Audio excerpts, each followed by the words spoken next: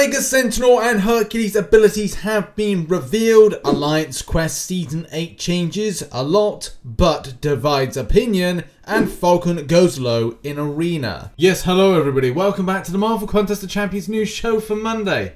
How you doing? Now this week has ended as a very busy old week with AQ Season 8 information and as well a Mega Sentinel and Hercules abilities being dropped. And I would have loved to have covered that yesterday and Friday, but I've been trying to enjoy myself and relax a little bit.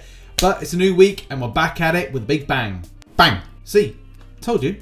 Also, over the weekend, I dropped the gifting event documentary that I said I've been working on for a little while. It took a good amount of time to do that and was well received. A lot of people really enjoyed the way that it was cut together and as well the delivery points, the structure, and as well the way it was written.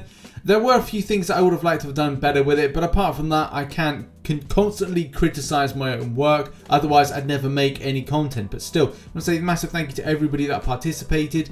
To Maladar, Kate Candy, Yeet, Ghost Dog, and Karate Mike, and as well you all for watching it and as well supporting it as you did. Now let's get this train moving. First of all, thank you very much to everybody that watches content and supports, and as well with post notifications on all. That does mean a lot because you know you need to see that content. YouTube want to suppress us, but we will fight. Come back to the channel each and every day for fresh content. And as well, a massive thank you to those that support the channel through the means of Patreon and YouTube membership. Through these hard times, it does mean a lot to have that support. And also those that support over on Twitch. For those who've got Amazon Prime, who give free Twitch subs through the means of Prime Gaming. Thank you very much to those that do that. And as well, a reminder, if you haven't, please renew. And those that do Tier 1 subs, thank you very much for the support. Oh yeah, and thank you very much for a really amazing birthday. It was a lot of work went into Friday, but at the same time, you know, support and everyone being out for the streams meant a lot, so thank you very much. Appreciate you, and let's get into the news. We kick things off with a quick update. Well, unfortunately, there's no big updates. The Omega Red bug situation with the Death Field bug. At the moment, there's nothing. The only thing that's there is Kabam's saying the team is investigating this issue and will update the thread once we have more info on everything to share.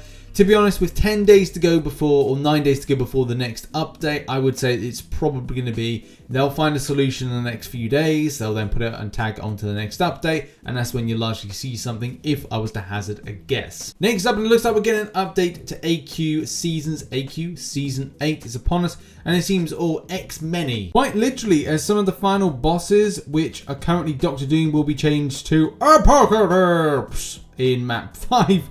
And same with map 6 and map 7 as well. By the way, the reason that I say it like Apocalypse is because I think that in the X-Men animated series, that's how his name was said, or he said his name. I could be wrong, and I probably sound like a tit now. It also seems that AQ Season 8 has a narrative of certain champions are going to be effective against different things.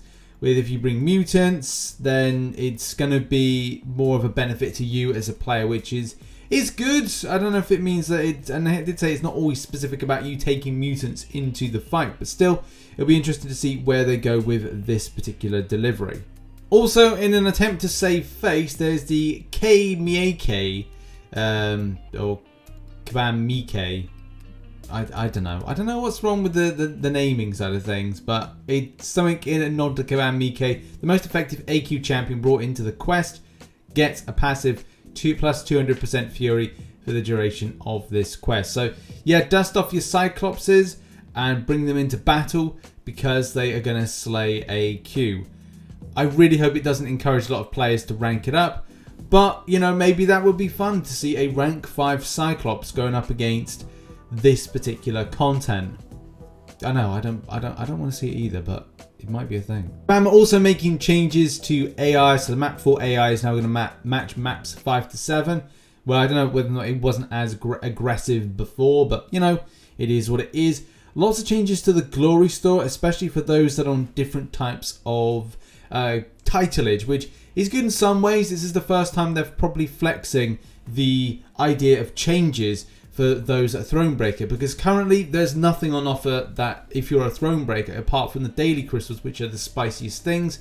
Apart from that, there's nothing of decent spice. For me at the moment, I think I'm gonna hold on to my glory and wait until this drops, because this is pretty nice. I'm loving the glory store for myself being a Thronebreaker at the moment.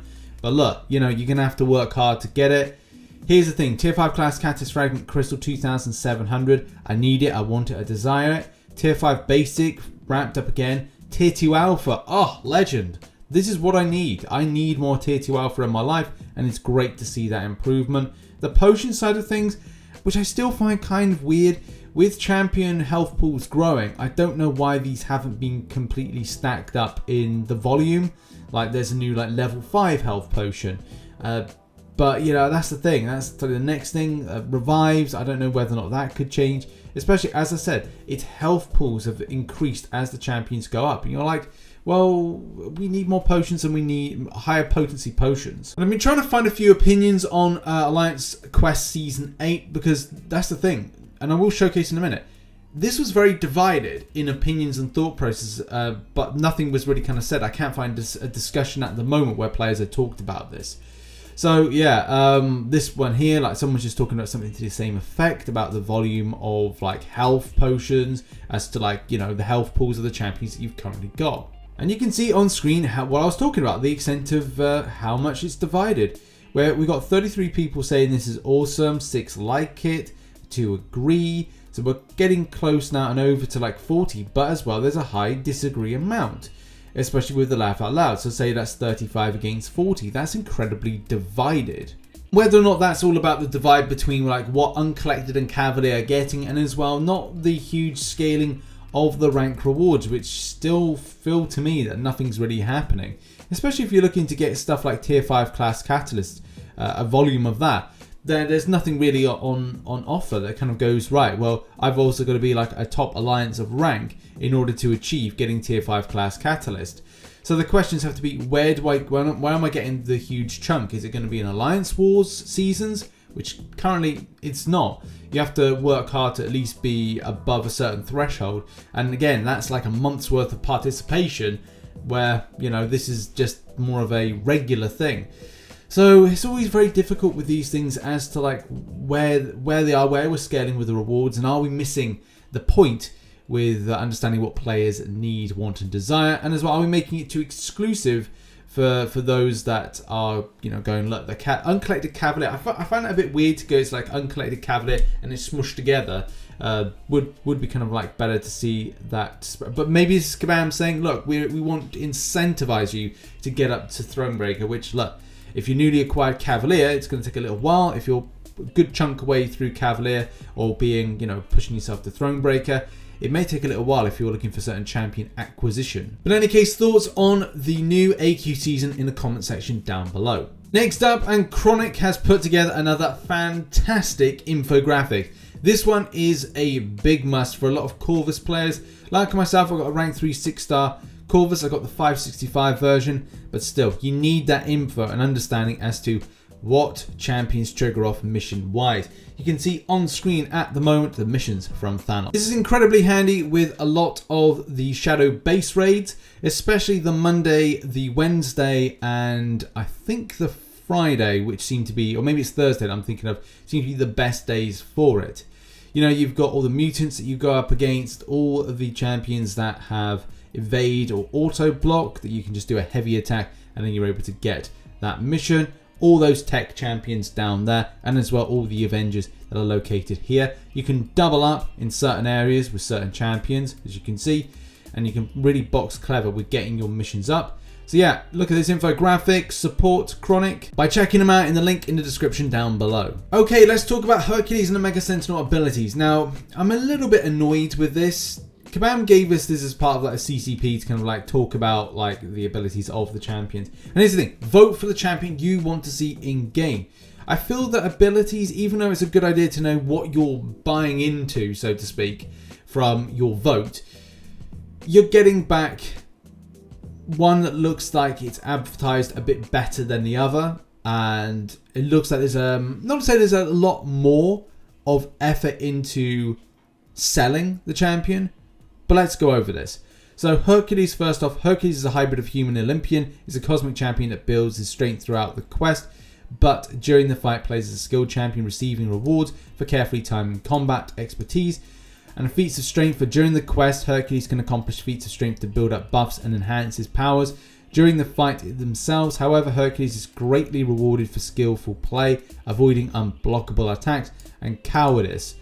So I kind of feel like what Kabam have done is they've kind of presented this champion as a Corvus meets something of a, well, I'm not going to say Cosmic Ghost Rider because it doesn't really apply, but it's kind of like it's a Corvus section with a skill type elements to it.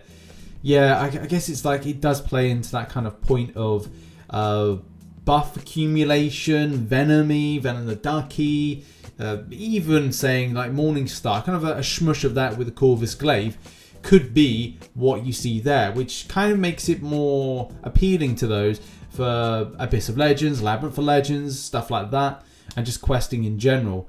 But here's the thing, this could turn out like a Terex or it could turn out like an Airwalker, so I'm not going to completely trust that. I just kind of feel that they've advertised this Cosmic Champion as being like, you know, there's a lot of effort into it. Whereas a Mega Sentinel, it says a Mega Sentinel is versatile and powerful champion that morphs nanomites into an array of enhancements. Okay. Nano shifting, a Mega Sentinel builds up nanites throughout the fight and uses them for regeneration or to create powerful modifications to her weapons for any occasion. And that's the difficulty with it, because at the end of the day, I would like to see the tech version of a Mega Sentinel, but unfortunately, I feel that it's been made more appealing for players to go for Hercules. And even though I wouldn't like to say that Hercules gets now the nod over this, but it'd be kind of strange if even some of the opinion polls, which as of the 18th of November looked a bit like this, so these are kind of the exit polls, that if it was to dramatically change to Hercules, it would be based on what players have seen from those ability short, so to speak. But at the end of the day, whatever is decided by all of this situation, I'm happy to go with. This is down to the summoners. Getting a new champion that we've theoretically voted for is still a really good thing and a positive step, and I hope that Kabam in 2021 can do more of the same. And now we move on to our final story, which is arena predictions and results. And the results are in, and they're a lot lower than you might think. My predictions for round 2 are below the screen at the moment, so just down here. And yeah, I'm going with Falcon with 28 mil, Falcon, the 4-star version, 5.5 mil, and Red Guardian with 2 mil. There was a lot of results that were coming through that were pushing Red Guardian a lot lower, and the same thing with Falcon, and that's good. Like, it's difficult to predict where newly buffed champions go, but here's the thing, let's go over the results. First of all, Red Guardian, I've seen many people put out 1.9 mil. Big D sent through this on Discord to kind of point out that, wow, the champion did go a lot lower. I've got no results for the 4-star, but let's just go what I said as being 5.5 or 6 mil. Position 277 got the champion at 25 mil. So Julio is saying 25 mil for this champion, which is insane. And that's why I'm going with 28 mil to be safe in round 2. And there we go. That has been the Marvel Contest of Champions news for Monday. Make sure you've hit the like button and all that stuff. I should be live streaming a lot of Act 6.3, starting with 6.3.1 either today. No, it will be today. We'll be starting that today. And as well as some other content I'll be doing. Make sure to check out the channel for more guides and information. And I'll see you all very soon. Bye-bye.